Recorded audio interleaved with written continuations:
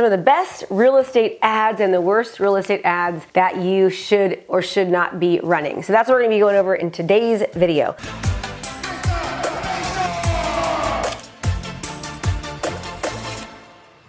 Hey, I'm Krista Mashore, and I am here to talk to you about how to run ads that actually are going to be watched, what ads you should run and which ads you should not run. First thing is that if you're just posting on your business page and you're just posting on your personal page, nobody is seeing it. You see, and it doesn't matter if you're doing it on Facebook or any of these other sites, especially Facebook. If you're just posting on your business page and your personal page, the only people that are seeing it are people that have actually gone to your business page and actually liked it, or people that are already interacting with you. That is how these algorithms work. So for example, if I'm talking to Jimmy and Jimmy's texting me on Facebook and he's liking my stuff and commenting on my stuff and he's watching my videos, Facebook says, okay, Krista and Jimmy are friends, so I'm gonna put more of Krista's stuff in front of Jimmy. But here's the deal. They don't even put all of your stuff in front of people. They only let everyone of your friends see your stuff when they're interacting a lot with you. Your goal is not just for your friends and family to see you. Your goal is for everyone in your community to see you, right? So in order to do that, you have to pay to play or pay to get people to pay attention to you, right? So the goal is for you to run ads, paid ads, and do not boost. Boosting does not work. The reason why ads work so well on Facebook is you can really target people, target interests, target areas, and you can also retarget people, which is where the secret sauce comes in, is in the retargeting. So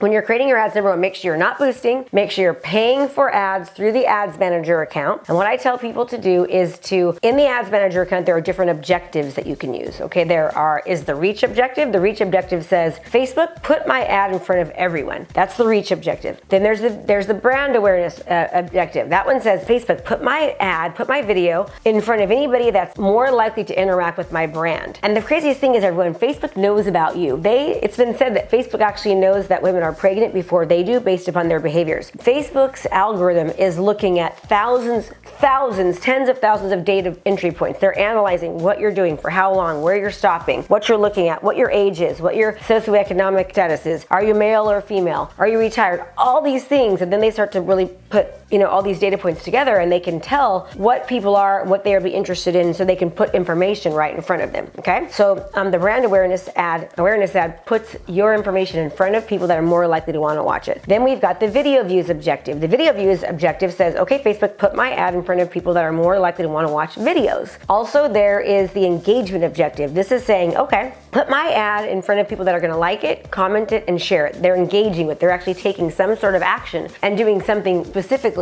with that ad. That is the engagement objective. And there are a few other objectives, but there's a conversion objective, which is great. Conversion says, hey, I want you to find me some leads that are actually going to convert. Now, each of these different objectives are used for different reasons at different times. Two of my favorite objectives on Facebook is the reach objective and the video views objective, because as a real estate agent or a lender, what you're trying to do is you're trying to get your content in front of everybody in your community. You want everyone to see it, not just your friends and family or people who are already interacting with you. Yes, it's important that they see your content, but you also want everybody else in your community to see it. You want to be the community market leader. So in order for you to be the community market leader in your area, everyone needs to see you and know who you are. In order for you to be known, you must be seen and you must be heard. Okay, so those are the different objectives. All right, so what are the worst ads that people can run? Well, first of all, if you're saying how you're the number one agent and I just listed and just sold, that's great. I mean, I get that everyone does just listed and just sold, and you should, because it helps your seller, right? But you've got to not just do real estate related stuff. It can't just be, I just listed this, over asking, under contract. I mean, no one really cares, right? You want to tug on people's emotions. You want to think about what's going to get people excited. Like, tell stories with your content. If you're going to talk about selling a house, then tell a story, do an interview, talk about,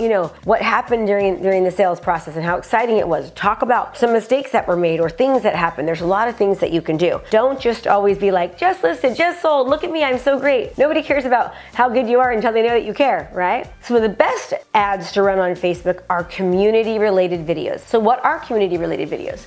It's basically you becoming what I call the mayor of your town, like Gary Vee will say, right? Become the mayor of your town. Anything and everything about your town, you should be telling your community. So what's happening in the community? What are the best restaurants? What are upcoming events, right? What's the best places to go take your honey for happy hour? Where should you go on date night? What are there fun things for kids to do? What can you do on the weekend? What business owners local business owners and small business owners can you go and interview and do videos for them? This by far is the very best content for you to be able to create, because it's more interesting and people like to watch it, and then they can get to know you and they can start to develop a relationship with you. It's actually called a parasocial relationship, where it's when one person develops a relationship with you even though you don't know them, based upon watching your content and seeing you. And the more content that you can create like this about your community, then when people go to do searches on Google or on YouTube, you're going to show up. And Google loves video, and obviously YouTube loves video too. Create the content. I always tell everybody to go really, really deep before going wide. Now, what do I mean by that? Pick a certain neighborhood. And this is what I did. There was actually a time when I was selling foreclosures and short sales, and I sold 169 homes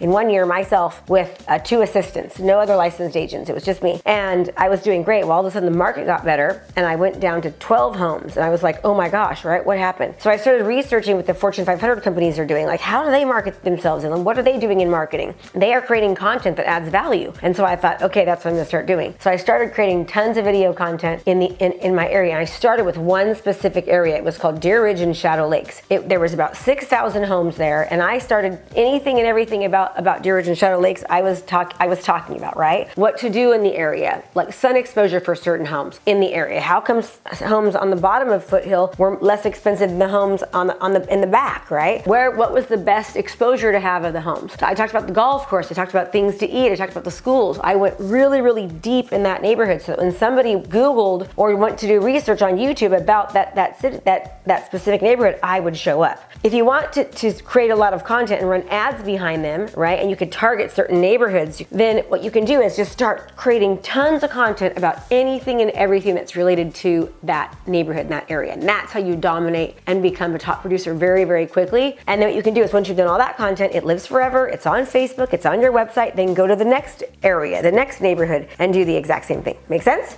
Using this advice, we've done a lot of money in real estate and in coaching from the exact same strategies. So I hope that was helpful. Be sure to subscribe if you liked it. I'm Krista Mashore, and remember, when you do what you love, people love what you do. I'll see you next time.